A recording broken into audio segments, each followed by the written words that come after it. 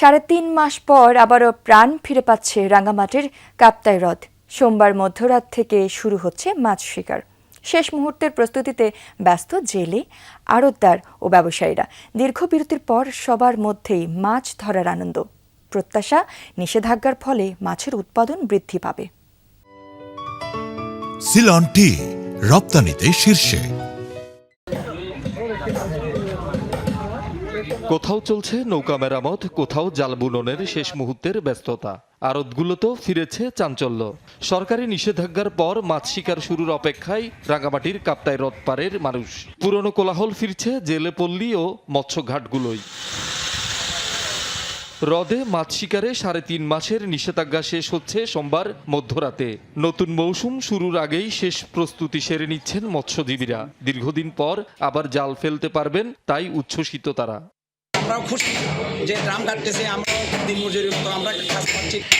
এখন ড্রামের কাজ দিচ্ছে, ওগুলো করতেছি, বউ বলাবার নেই, আমরা একটু শান্তি আছি। ড্রাম কাটতেছি, তারপরে মাছ ডালার জন্য টপ এগুলো আমি বানাই।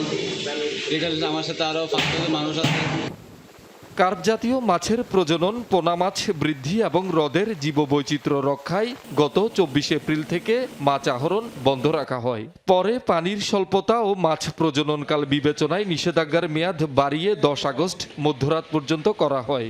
সংশ্লিষ্টদের আশা, দীর্ঘ এই বিরতির ফলে এবার মাছের উৎপাদন যেমন বাড়বে, তেমনি বাড়বে আকার। একটু মাছের সাইজটা যদি বড় হয়, জেলারও দাম পাবে, ব্যবসায়ীরও মোটামুটি একটু লাভবান হবে। চাপিলে, রুই, খাতালে এগুলো পড়বে আর কি।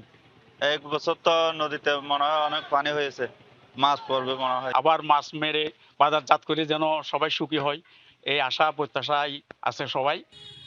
কাপ্তাই হ্রদ মৎস্য উন্নয়ন ও বিপণন কেন্দ্রের কর্মকর্তারাও বলছেন, মাছের প্রাকৃতিক বৃদ্ধি নিশ্চিত হওয়ায় এবার আগের বছরের তুলনায় জেলে ও ব্যবসায়ীরা বেশি লাভবান হওয়ার সুযোগ পাবেন।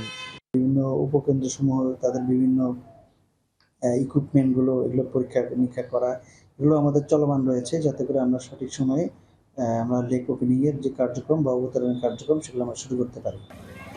কর্তৃপক্ষ জানিয়েছে, কাপ্তাই হ্রদ নির্ভর প্রায় ২৬,০০০ নিবন্ধিত জেলে নিষেধাজ্ঞাকালে সরকারি খাদ্য সহায়তা পান। তবে মাছ আহরণ ও বাজারজাতকরণের সঙ্গে যুক্ত অনেক শ্রমিক এ সুবিধার বাইরে ছিলেন। শহীদুল সুমন, যমুনা নিউজ।